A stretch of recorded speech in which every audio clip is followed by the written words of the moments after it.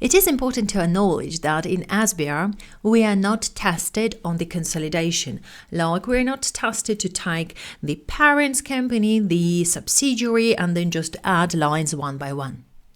We are tested on the impact. We are tested on things that are hard to justify. So one of the most important questions that you need to practice is functional versus presentation currency.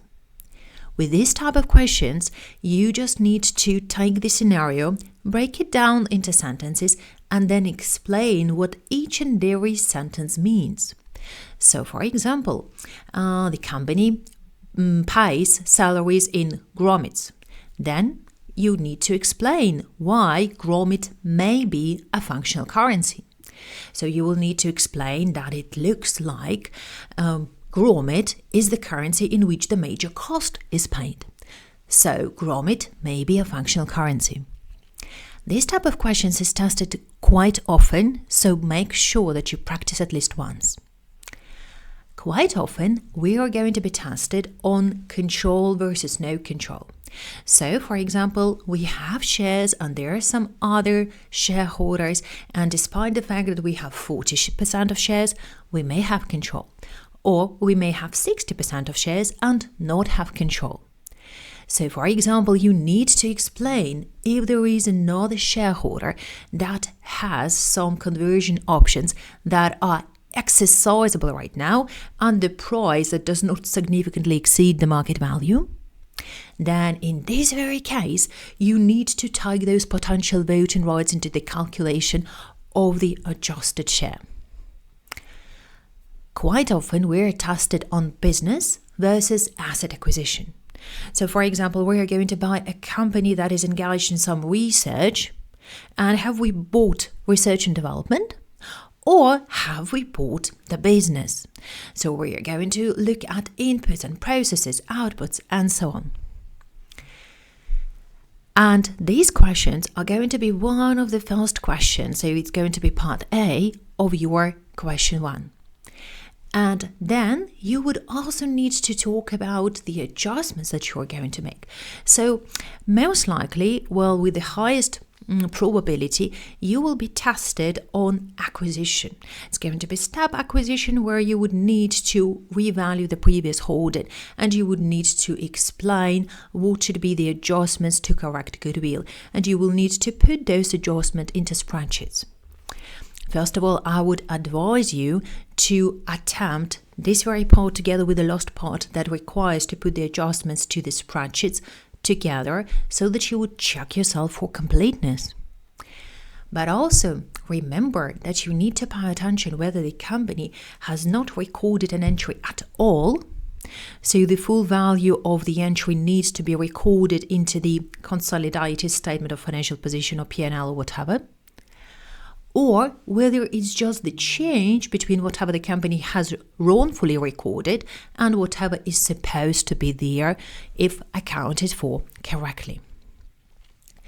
And make sure that you explain your adjustments, because most likely your question B, C, and so on is going to ask you to explain, to discuss, to justify the adjustments.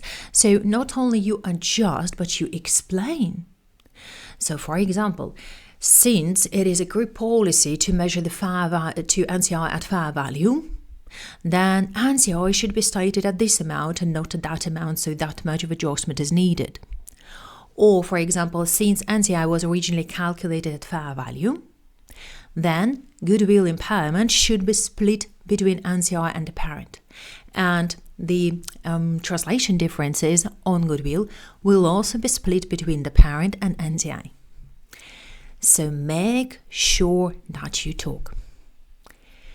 Sometimes we're going to have questions on disposal or partial disposal. In this very case, it would be vital for you not to forget to calculate NCI before disposal date. And you will also need to be able to explain how these should be later accounted for.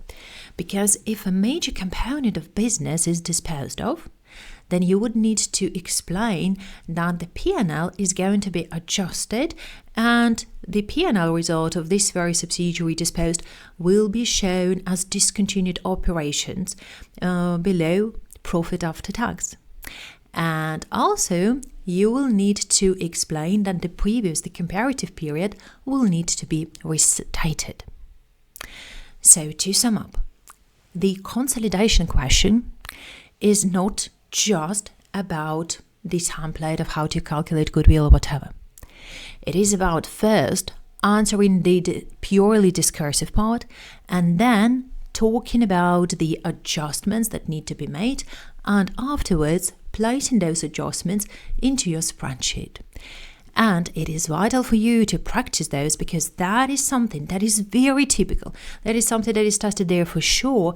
So these are something like, 20-30 marks, depending on your effectiveness, that you can put in your pocket, which is great. I hope it was useful. And hey, there are many more videos in this very podcast about SBR and how things are tested there. So make sure to watch the full podcast to listen to it. And I have a fantastic course, and this course teaches you how to pass the exam because it teaches you the logics, not just the theory. And I will see you next. Bye.